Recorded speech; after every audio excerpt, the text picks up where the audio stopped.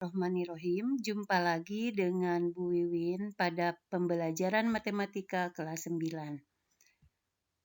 Kali ini Ibu akan bahas tentang persamaan dan fungsi kuadrat bab 2 ya. Nah, apa itu persamaan kuadrat? Apa itu fungsi kuadrat? Mengapa kita harus belajar persamaan dan fungsi kuadrat? Bagaimanakah persamaan dan fungsi kuadrat dalam kehidupan sehari-hari? Tidak ya. Nah, kita lihat. Ini adalah jembatan lengkung yang membentuk kurva lengkung. Mungkin kalian pernah lihat jembatan seperti ini ya. Kemudian ada juga, nah kita lihat jembatan Yotefa di Papua. Ada yang pernah ke Papua? Jembatan Yotefa ini termasuk jembatan yang terindah, salah satu jembatan yang terindah di dunia. Nah, Yotefa ini adalah jembatan lengkung terpanjang di Indonesia. Panjangnya kurang lebih sekitar 732 meter.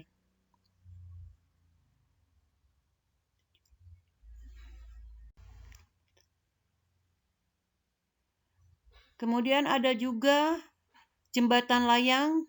Nah, ini ya. Pernah ke sini? Ada yang pernah ke sini? Ya, di Jakarta. Ini jembatan layang ini membentuk kurva parabola ya, kurva lengkung atau parabola. Nah, itu semua menggunakan konsep dasar persamaan dan fungsi kuadrat, persamaan kuadrat dan fungsi kuadrat. Ya. Nah, bagian pertama kita bahas persamaan kuadrat. Apa sih persamaan kuadrat itu? Secara umum, persamaan kuadrat merupakan satu persamaan yang pangkat tertingginya 2. Yang akan kita bahas di kelas 9 adalah persamaan kuadrat satu variabel atau hurufnya satu saja ya. Nah, ini pangkat tertingginya adalah 2. Nah, kemudian bentuk umum dari persamaan kuadrat adalah AX kuadrat tambah BX tambah C sama dengan 0. Nah, ini kita lihat. Di sini ada tanda sama dengan yang merupakan syarat dari suatu persamaan. Jadi suatu persamaan harus ada tanda sama dengan. Kemudian kuadrat pangkat 2. Nah, itu kita lihat variabel X-nya adalah yang tertinggi pangkat 2. Nah, di sini A ini adalah koefisien dari X kuadrat. Ya, jadi angka, nanti ini A ini adalah berupa angka di depan X kuadrat. Kemudian B adalah koefisien dari X dan C-nya ini adalah konstanta. Ya. Nah, ini ada syaratnya yaitu A tidak sama dengan 0. Jadi, untuk membentuk suatu persamaan kuadrat, syaratnya salah satunya adalah A tidak sama dengan 0, tidak boleh 0 ya A-nya. Sedangkan A dan B dan C itu adalah termasuk bilangan real. A dan B dan C bilangan real ya. Jadi nanti angka. Kita lihat contoh persamaan kuadrat. Contoh yang pertama, kita lihat. Nah, ini X kuadrat min 3X tambah 2 sama dengan 0. Ini lengkap, kuadrat sempurna ya, lengkap. Ada A, ada X kuadrat, kemudian ada B, ada X, dan ada C. Kita lihat, tadi kan bentuk umumnya AX kuadrat tambah BX tambah C sama dengan 0. Itu bentuk umum persamaan.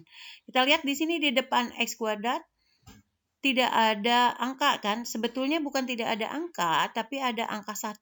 Angka 1 tidak pernah ditulis ya. Di sini, sehingga di sini A-nya adalah 1. Nah, gitu ya. A-nya 1, kemudian B-nya negatif 3. Dan C-nya 2 ya. Kenapa B-nya negatif 3? Nah, karena di sini ada tanda min ya, sedangkan di bentuk umum kan plus BX gitu ya. Oke, kemudian yang kedua yaitu persamaannya 2X kuadrat tambah 7X sama dengan 12. Nah, ini bentuk persamaan 2X kuadrat tambah 7X sama dengan 12. Ini belum membentuk ke bentuk umum, belum jadi belum terpola ke bentuk umum. Nah, kita buat ke bentuk umum ya, kita buat satu pola dengan bentuk umum, 12-nya pindah ke ruas kiri, digabungin dengan X kuadrat dan X ya. Nah, maka karena ini pindah jadi negatif. Jangan berubah tanda ya. Tadinya kan di ruas kanan, pindah ke ruas kiri jadi negatif tuh. Jadi 2x kuadrat tambah 7x dikurangi 12 sama dengan 0. Nah, di sini di depan x kuadrat 2, jadi A-nya 2. Di depan x 7, A-nya 7. Kemudian di depan, nah C-nya itu negatif 12 ya, seperti itu. Kemudian contoh nomor 3. Nah, persamaan kuadratnya 25 dikurangi 4x kuadrat sama dengan 0. 25 dikurangi 4x kuadrat sama dengan 0. Nah, ini kita ubah dulu ke bentuk umum. Bentuk umum, pada bentuk umum itu x kuadratnya kan positif ya, positif. Maka kita ubah dulu positif supaya ubah jadi positif bagaimana? Nah, pindahkan ke sini ya. Atau kalikan dengan negatif 1 gitu kan ya. Bisa pindah ke sini ya. Nah, sehingga x kuadratnya jadi positif, kemudian 25-nya negatif. Pindah ke sini kan jadi negatif ya. Atau dikalikan dengan negatif 1 gitu kan. Nah, ini udah membentuk pola ke bentuk umum ya. AX kuadrat tambah BX tambah C. Lah, di sini kan tidak ada BX ya. X-nya tidak ada. Adanya konstanta dan X kuadrat. Nah, di sini kita lihat. Sini tampak A-nya 4, B-nya 0. Karena B-nya tidak ada di sini ya. Tidak ada di sini. Bukan tidak ada sebetulnya. Ada tapi nilainya 0. Jadi 0X. Nah, C-nya min 25.